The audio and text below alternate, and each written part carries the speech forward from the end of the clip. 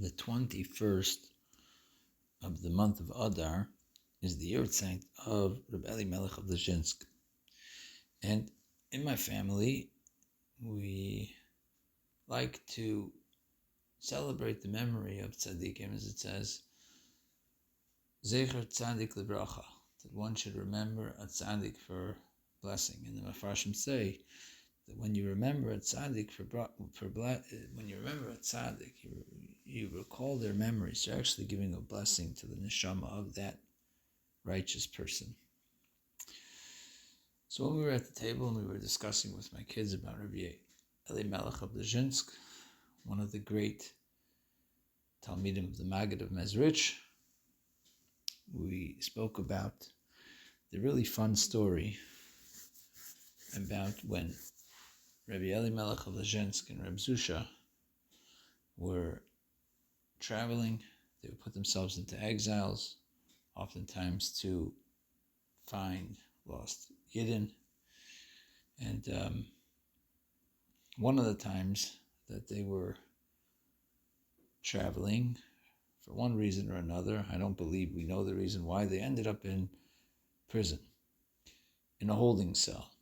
And in this holding cell was a pan for going to the bathroom. Reb Zusha was really sad when they were in this prison cell. And his brother, Rebbe Elimelech, asked Reb Zusha, why are you so down? Why do you look so depressed? So Rebbe Zusha responded to Rebbe Elimelech, my whole life I was able to say the Shema, and at its appropriate time, the time that the mitzvah is supposed to be done, and I can see here that there's something disgusting smelling in our cell, and I'm not going to be allowed to say the Shema at its proper time. And that's why I'm so sad. Rebbe Elimelech looked at Zusha and he said, Reb Zusha, no, you're looking at it all wrong. This isn't something to be sad about. This is something to be happy about. Think about it. This is the first time that you get to fulfill the halacha that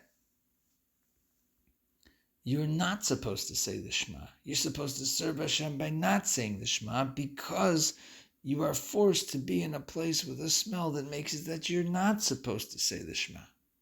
And you should be so happy. This was something that Rebbe Zusha hadn't thought about, and he got so happy that he started to sing a niggun and dance. And Rebbe Elimelech of Lizhensk started to sing and dance with Rebbe Zusha. They were so happy because they realized they had the opportunity to serve the creator of the world in a way that they never were able to before in their life. The opportunity hadn't come. So they were singing and dancing. And the criminals that were in that holding cell saw the two of them singing and dancing, and they got caught up in it. I mean, it was fun. Why not? All of a sudden, one guy joins, another guy joins. The entire holding cell is singing and dancing and making a ruckus. And no one knows why besides Rebbe Elimelech and Reb Zusha. The prison guard hears this ruckus and he gets very upset, and he comes to their cell and he says, excuse me, everyone stop. What's all this joyousness for? Why are you all singing and dancing? So the criminals point to Reb Zusha and Rebbe Elimelech, and the two of them look at the guard and he says, yeah, what's all this for? What's this ruckus for? Why are you singing and dancing? Why are you so happy? They pointed to this bedpan, this bathroom pan. We're happy because of the bathroom pan being in here. And the prison guard quickly grabbed the bedpan and he took it out of the room, angry at the ruckus that happened under his watch. And then Reb Zusha and Rebbe Elimelech of Lizhensk looked at each other and they smiled, said, I guess we could say Shema now.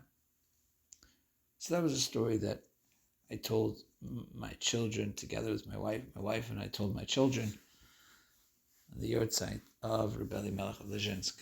Afterwards, I went to Mincha and Marav at CBJ, which is the shul of a Chassidic Rebbe, Rebbe Michel Twerski. And Rebbe Michel Twerski is from the Chernobyl dynasty of Rebbes. And he is also a descendant coming from this family of these brothers, Rebbe Zusha and Rebbe Elimelech of Lizhensk. So we went to Mincha Marav, and after Mincha Marav was over, my two 8-year-old sons, my twin sons, one of them came to me, and when he came to me, I said to him, hey, would you like to go and ask Rebbe Michel with me to tell us a story about Rebbe Elimelech of Lizhensk in honor of his Yehretziet, the day of his passing?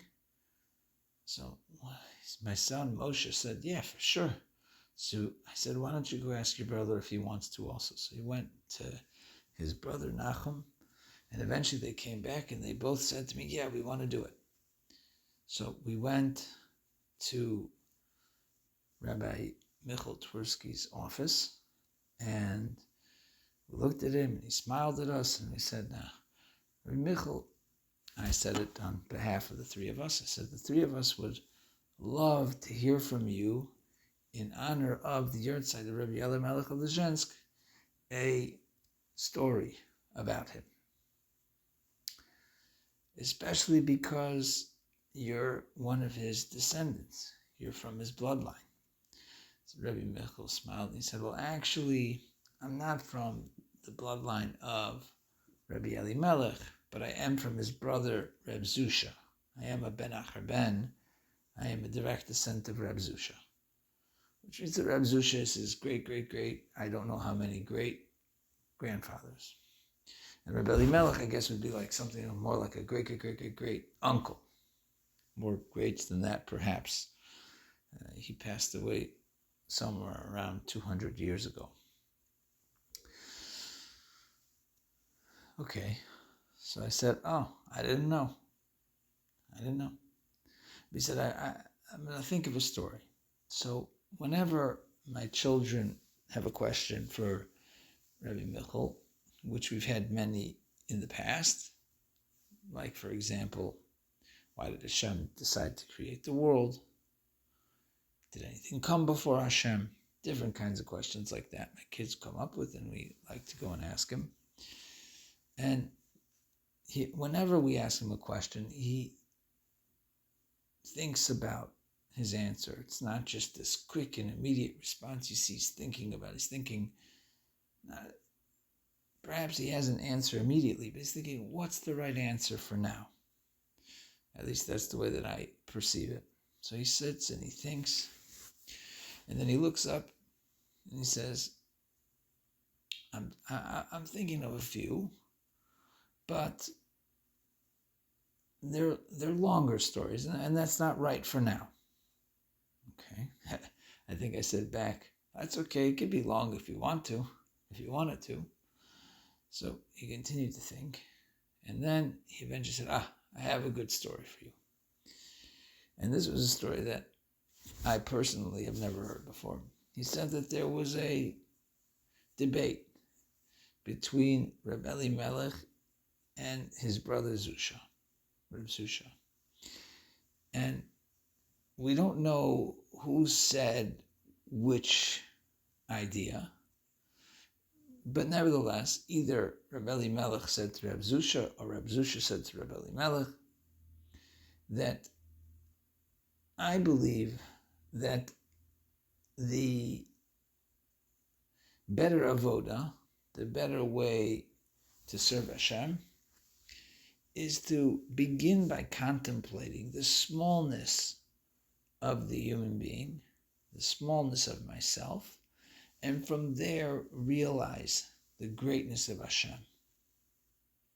Rebbe Michel continued, and he said, like, for example, as he looked at my children, you imagine you standing here on this earth, and you imagine then, perhaps how the heart functions and the legs function, and you recognize how you're this person in a massive land called the earth. And perhaps you think about all the different animals and the birds and the trees and the oxygen, and consider the atmosphere and the clouds and the wind. And then you contemplate the motion in space and the sun and the moon, and you move outwards to the stars, and you picture yourself standing there on earth in comparison to these massive, massive physical spaces and substances. And you think about how if the earth was a certain distance from the sun, wasn't the distance it is now, you wouldn't be alive. And you think that it allows water to be there and your body to form, and you consider the entire Milky Way galaxy, and you consider the next constellation from there, and the different motions of space, and very quickly you begin to see that you're like a speck of dust on the earth, and the earth is like a speck of dust in the Milky Way, and the Milky Way is a speck of dust in the universe. So you're like a speck of a speck of a speck of a speck. And then this physical place we call the universe is described by up, down, right, left, forward, backwards, 6 directions. And it's confined to this thing called time. And anything which has boundaries has to have something outside of its boundaries, has to have something that's creating these boundaries in this physical existence, and that's Hashem.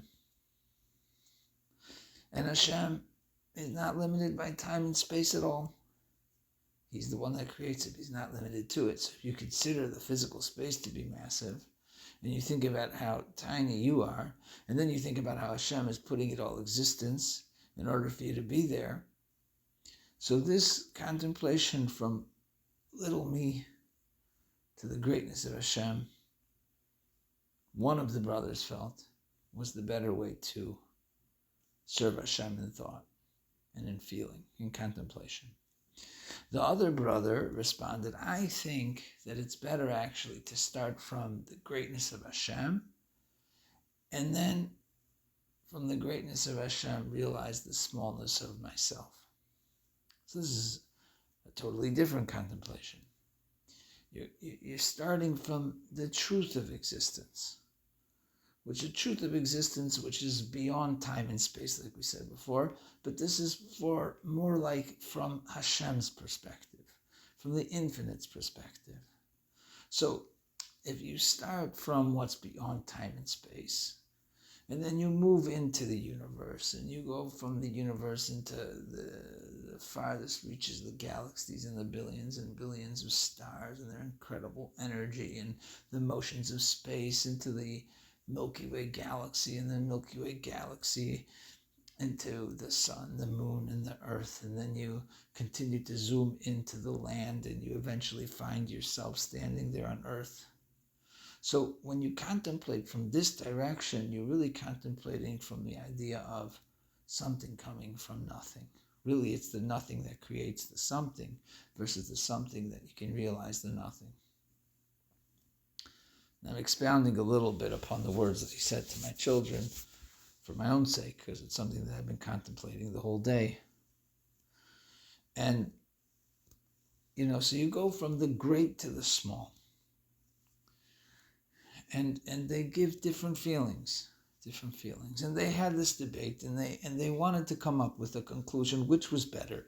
So eventually they decided, you know what? Let's go ask our Rebbe.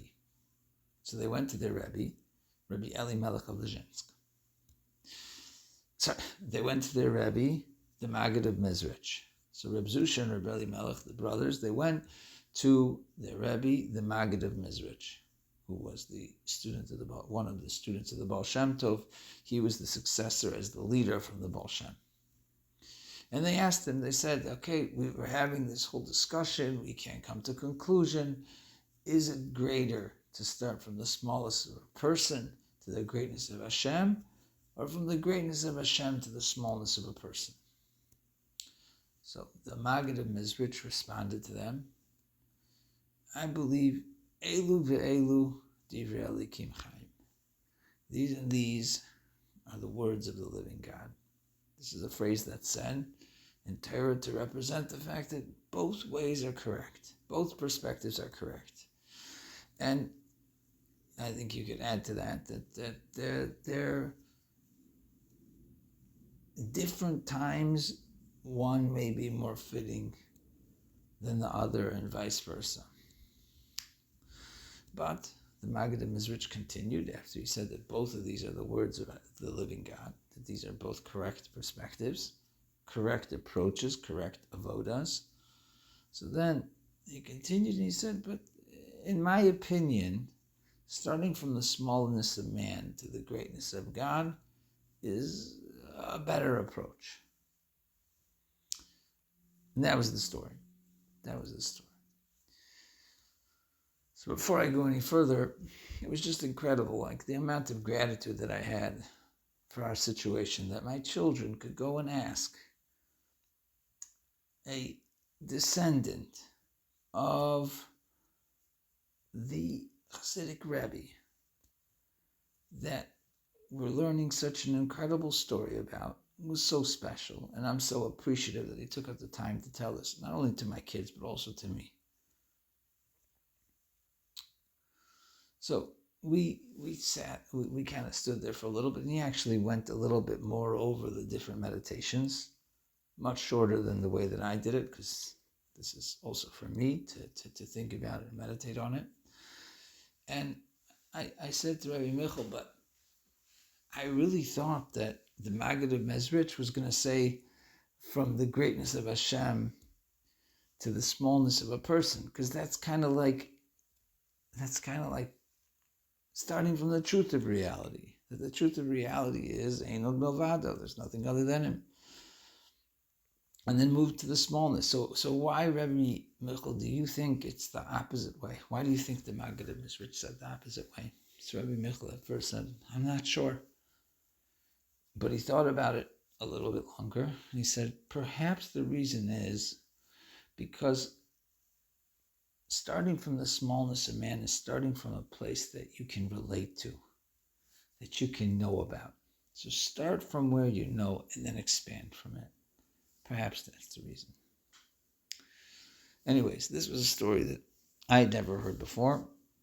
It's a story that I never told my children before, obviously.